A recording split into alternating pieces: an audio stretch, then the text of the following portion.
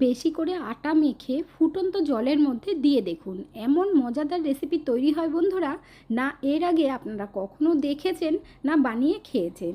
তার উপর আবার দুদিন রেখে খেতেও পারবেন, আর বাড়িতে হঠাৎ করে কোনো গেস্ট চলে আসলে তাদেরকেও বানিয়ে খাওয়াতে পারবেন। মার্কেট থেকে অনেক বেশি দাম দিয়ে কিনে আনতে হবে না। তাহলে আর দেরি না করে চলুন দেখে নেওয়া যাক যে আমি কিভাবে কি তৈরি করেছি।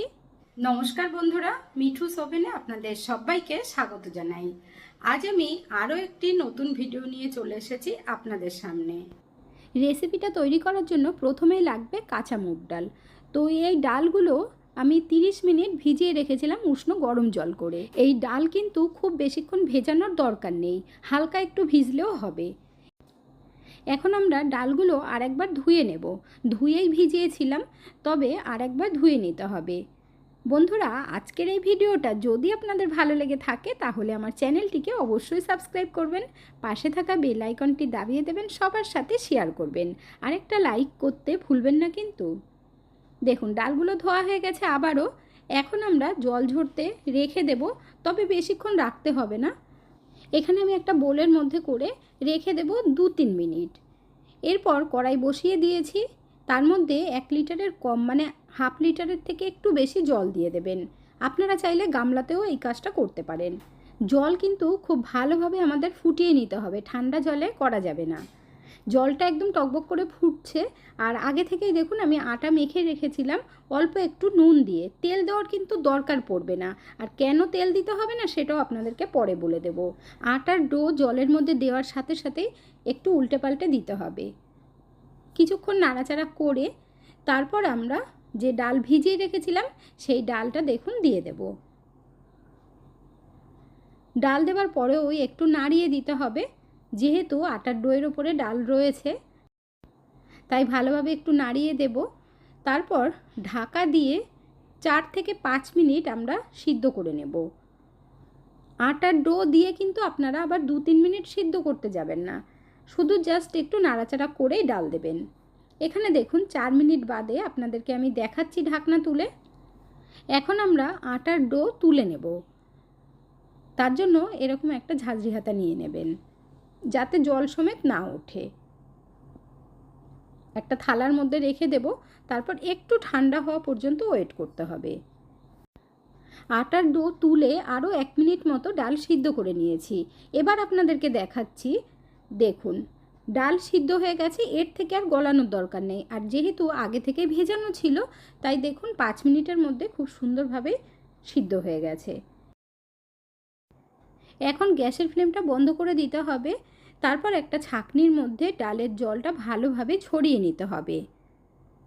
তারপর আমরা একটা ফ্রাই প্যান বসিয়ে দিয়ে 1 চামচ পরিমাণে সাদা তেল দিয়ে দেবো। আর তেলটা গরম হওয়ার পর অল্প গোটা জিরে দিতে হবে, আর তারপর একটা মিডিয়াম সাইজের পেঁয়াজকে টুকরো টুকরো করে কেটে দিতে হবে। পেঁয়াজটা তেলের মধ্যে আমরা ভেজে নেব, তবে একদম লাল করব না। পেঁয়াজের কাঁচা গন্ধটা যাওয়া পর্যন্ত ভেজে নিতে হবে। যখন দেখবেন কাঁচা গন্ধ আর বেরোচ্ছে না, তখন দিতে হবে শেজওয়ান সস। এখানে আমি 2 চামচ মতো দিয়ে দিলাম। আপনারা চাইলে টমেটো সস দিতে পারেন। আপনারা যদি পেঁয়াজ ছাড়া বানাতে চান তাহলে স্কিপ করবেন, আর পেঁয়াজের বদলে একটু আদা কুচিয়ে দিয়ে দেবেন। শেজওয়ান সস দিয়ে ভালোভাবে মিশিয়ে নেবার পর কয়েক সেকেন্ডের মধ্যেই আমরা সিদ্ধ করে রাখা ডালগুলো দিয়ে দেবো। আর দেখুন জলটা ভালোভাবে ঝরিয়ে নিয়েছি। এখন আমরা পেঁয়াজের মশলার সাথে ডাল ভালোভাবে মিশিয়ে নেব। হালকা একটু মিশিয়ে নেওয়া হয়ে গেলে এর মধ্যে আমরা স্বাদ মতো নুন দিয়ে দেব। নুনটা কিন্তু আন্দাজ মতো দেবেন, পরে আবার দিতে পারবেন চেক করে নিয়ে। এরপর দিয়ে দেব ধনের গুঁড়ো 1/2 টিস্পুন আর ঝাল লঙ্কার গুঁড়ো 1/2 টিস্পুন। আপনারা চাইলে এখানে ঝাল লঙ্কার গুঁড়োটা স্কিপ করতে পারেন, কাঁচা লঙ্কা দিতে পারেন, কিংবা কাশ্মীরি লঙ্কার গুঁড়ো দিতে পারেন কালারের জন্য। এরপর সব কিছু দিয়ে খুব ভালোভাবে মিশিয়ে নেব।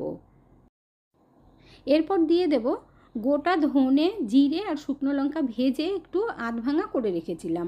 দেখুন এখানে 1 চামচ মতো দিয়েছি, আর অল্প হলুদ দিয়ে দিলাম। এখন এই মশলাগুলো খুব ভালোভাবে মিশিয়ে নিতে হবে।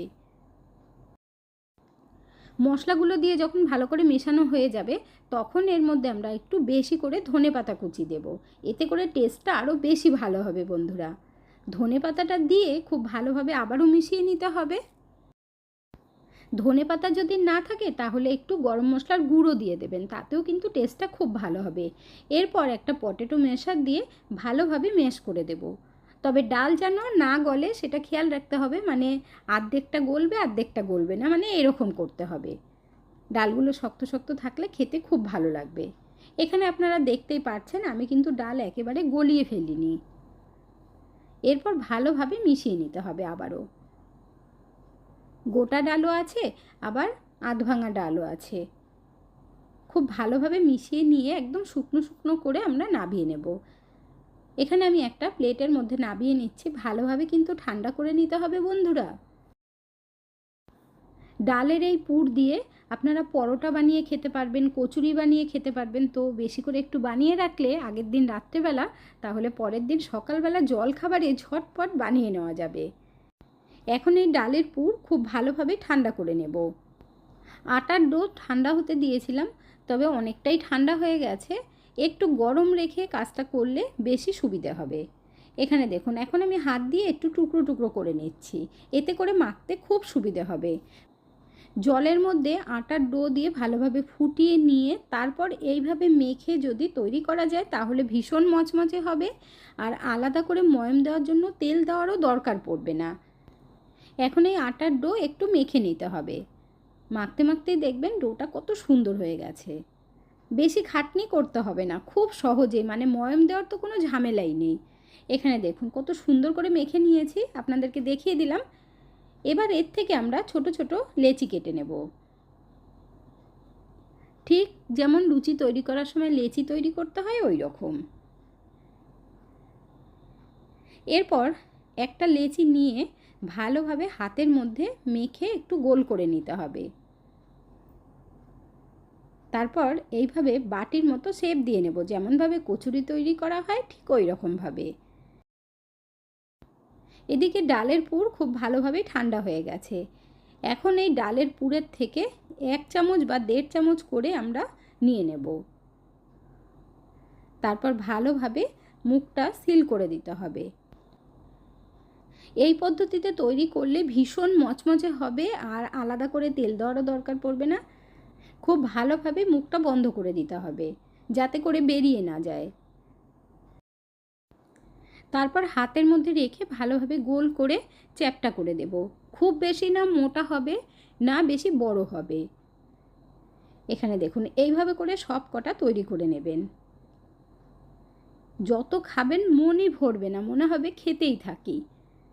পেট তো ভরে যাবে কিন্তু মন ভরবে না। আরও একটা আপনাদেরকে দেখিয়ে দিচ্ছি তৈরি করে। কচুরি সিঙ্গারা খাওয়া একদম ভুলে যাবেন, আর সন্ধেবেলা অনেক পয়সা খরচা করে মার্কেট থেকে আর কিছু কিনে আনতে হবে না। ডাল ঘন্টার পর ঘন্টা ভেজানোরও ঝামেলা নেই, বা ঘন্টার পর ঘন্টা সিদ্ধ করারও ঝামেলা নেই। খুব সহজেই বানিয়ে নিতে পারবেন। এখানে দেখুন আরও একটা আমি তৈরি করে আপনাদেরকে দেখিয়ে দিলাম। যেমনভাবে কচুরির মধ্যে পুর ভরা হয় ঠিক ওইভাবেই ভরে নেবেন।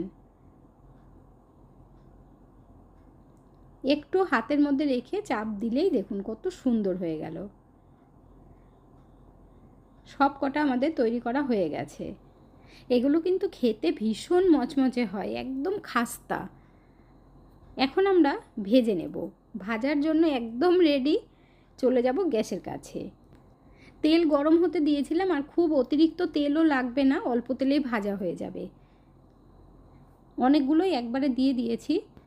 দেওয়ার সাথে সাথে কিন্তু উল্টাতে যাবেন না, কিছুক্ষণ বাদে আমরা আস্তে আস্তে উল্টে দেব। ডুবু তেলে ভাজার দরকার নেই, আর যদিও বা আপনাদের মনে হয় ডুবু তেলে ভাজবেন সেটাও ভাজতে পারেন, কোনো অসুবিধেও হবে না। তেলে দেওয়ার পর গ্যাসের ফ্লেমটা মিডিয়াম আঁচে রাখতে হবে, আর খুব বেশিক্ষণ লাগবে না ভাজতে, যেহেতু আটাটা আগে থেকেই সেদ্ধ করা ছিল, অল্প টাইমের মধ্যে হয়ে যাবে। চাইলে আপনারা ছাকা তেলে ভেজেও 2-3 দিন রেখে খেতে পারবেন, তবে এইভাবে ভেজেও আপনারা 2 দিন রেখে আরামসেই খেতে পারবেন। এখানে দেখুন কত সুন্দর উল্টে পাল্টে ভেজে নিচ্ছি। আজকের এই নতুন রেসিপিটা দেখার পর আশা করছি আপনাদের সকলের কাছে ভীষণ ভালো লাগবে। একটু লাল লাল করে আমরা ভেজে তুলে নেব। বন্ধুরা, আপনারা কে কোথা থেকে ভিডিওটি দেখছেন অবশ্যই কমেন্ট করে জানাবেন, তাহলে আমিও তো বুঝতে পারবো আমার বন্ধুরা কোথা থেকে দেখছেন। আপনারা সকলে এত সুন্দর সুন্দর কমেন্ট করেন, আপনাদের কমেন্টগুলো পড়তে আমার ভীষণ ভালো লাগে। এইভাবে পাশে থেকে সাপোর্ট করার জন্য অসংখ্য ধন্যবাদ।